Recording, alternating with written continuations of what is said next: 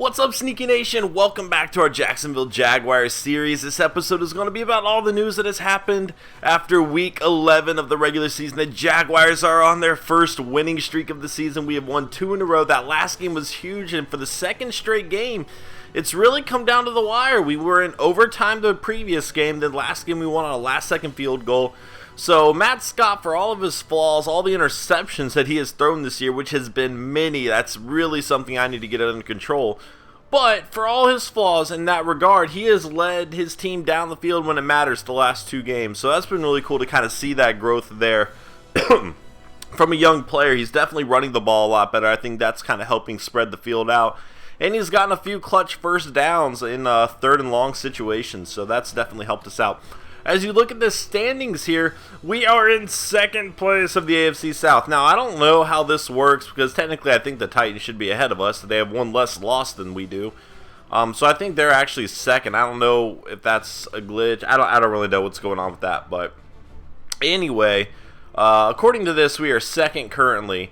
And we are only a game behind the Colts, or at least 1 win behind the Colts. Again, we have 2 more losses than them because apparently they tied the Titans, unless there was another tie somewhere else in the league and they both played different games, but that's probably very unlikely. So anyway, let's go ahead and move forward here. Penn State middle linebacker Mike Thompson runs average 40 and does poorly in the bench press. So Crohn's disease is really taking its toll on this guy. I'm not necessarily sure he is going to be a good pick early in the draft. Now, later on down the draft, he might be a good selection just to have that veteran presence, because he seems like one of those guys that, it seems like his team built a defense around him in college. So just to have that veteran mindset, obviously, to be a rookie his first year in the NFL. Jeremy Maclin has turned down the Eagles' offer of a contract extension, will no longer sign with the team. Now, they can still franchise tag him, but that definitely makes a possibility that Jeremy Maclin's going to be a free agent. Now, I'm not sure if I'm going to sign him or not. I feel like I need to put money elsewhere. Obviously, having my receivers drop so many passes is a concern, but I really wouldn't have guessed Cecil Shorts would drop so many passes. I wonder if Maclin would kind of be the same. Again, it just depends who else is a free agent and who else on the radar, because I need to be very, very wise about how I spend my money this offseason. I'm probably not going to have as much to spend the way this team's going, but I need to be smart about it. So we'll see. He has a potential possibility, though, so that's nice to see. Let's see. Yeah, our defense is still last. Offense is 27th. Texans' offense isn't really good, which is good news for me, because my defense being the worst in the NFL, going up against an offense that has not done as well is definitely good news. So my offense has struggled, though, so it's been tough putting up points. We'll have to figure that out. Anyway, let's see. I don't really need to mess with this too much. I like seeing team success go up a little bit. We're still 31st overall value. Once we get the stadium next year, we'll probably have the best stadium in the NFL, so I think that's really going to help the value there. I might even be able to raise ticket prices a little bit. The fans in Chicago are pretty hardcore, so I'm hoping they'll actually come out to the games a lot. Obviously, we're going to be competing with the Bears, though. It'll be interesting to see if that actually plays any effect at all in this game. I've never moved a team to a city that already had a team before. I think the 2 options are Houston and Chicago. So it'll be interesting to see if I can still manage to bring, or I guess Brooklyn, but right outside New York City. But it'll be interesting to see if I can still bring in a crowd, or if I'm actually going to have to kind of fight the Bears for certain fans. I mean, I can't see if another team actually were to go in Chicago. I can't see a lot of those fans turning their back on the Bears. So it was a risky move. We'll just kind of have to see how it all pans out. Team stats, injury report, let's check this. We had a few injuries last game. I'm kind of worried about it. Forset's out for 4 weeks. We've been without him for most of the year so far, so I don't know how much of a difference that's really going to make. We'll have Peluzny back after this week. That'll be good. He is kind of the captain of our defense. And if he was not the captain of our defense, it's Kenny Phillips. So having him out for 2 weeks really sucks. We definitely need him back soon. These are the 2 most important players on my defense. They've been the guys just kind of reliable in making tackles. I've had a lot of other players miss tackles. These 2 usually are there to kind of pick up the scraps when other people fail. So definitely need them back. It's not going to be easy going without them for the next few weeks, but we'll do the best we can. League stats, let's go ahead and check this out.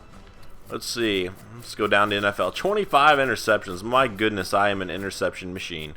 Definitely need to work on that. Some of those, though, again, are late game situations, and then other ones are just him throwing the ball terribly.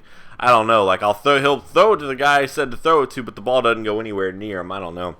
Russell Wilson has caught Peyton Manning in terms of touchdown passes, and he actually has one less interception, but he does not have near the amount of yards that Peyton Manning has. Still pretty interesting to see that, and we are actually tied too. I did not notice that. All right, so we're tied for the league lead in touchdown throws. That's huge. I like to see that. So for all the interceptions we're throwing, which you could probably add all these other numbers up and it wouldn't be the same, but for all the interceptions we're throwing, at least we are getting touchdowns through the air. Running the ball is a little bit of a different story. Adrian Peterson has 10 rushing touchdowns now, 7.7 yards a carry. But I've really struggled to get the ball into the end zone through rushing. Roy Halou Jr., that's interesting because I'm pretty sure Alfred Morris is getting quite well. He's getting quite an amount of, well, let's see. I think Alfred Morris has quite a number of carries. So to see Halou Jr. up there too, it's kind of interesting. How many carries did he have? 122. Where's Alfred Morris at? Yeah, he's down here at 171. So they really are using a double running back system, which is what I eventually want to do. I've had too many injuries to make it happen this year, but it's something I definitely want to do. One thing that's kind of a little bit weird for me, Chris Owusu is tied for the league lead in touchdowns. Yes! I love seeing that. He's really done well for me. Really done well for me. One thing I'm a little bit concerned about is the fact that... Not concerned, I'm sorry. Oh, he's at 11. He's one back. He'll get there. He'll get there. I think DJ Moore, he is leading the league in interceptions now. That's great to see. One last thing. This video is going to be a little bit shorter. Oh, I'll have to go to the weekly awards as well. But I was considering changing the playbook. Brian Roll made it 13 tackles, 3 sacks, and a fumble forced. He really had a monster game. We really did a great job all together putting pressure on the quarterback. So I really liked to see that team effort. I mean, I think we had 9 sacks overall. That's incredible. I enjoyed it. I enjoyed that a lot, getting pressure on the quarterback. So one thing I was thinking about doing was changing the playbook around. I definitely feel like on offense, we've kind of been struggling. And a good idea might be to use the New Orleans Saints playbook. And see, originally, like, I was going to do this a few weeks ago, and then I forgot. Now we're on a 2-game winning streak, so I'm kind of like, should I? But anyway, I think I'm going to try the New Orleans Saints playbook. And I'm doing this because I really like using the running backs out of the backfield, especially because I have some speedy guys. So I'm going to try to give this a go and see, because I know they run a lot of plays for Sproles in that manner. So I'm going to give that a go. And then somebody told me to try the Bears playbook. That was a suggestion from somebody. I'm sorry, I don't have my computer on me to tell me who it was that suggested that, but I'll give it a go.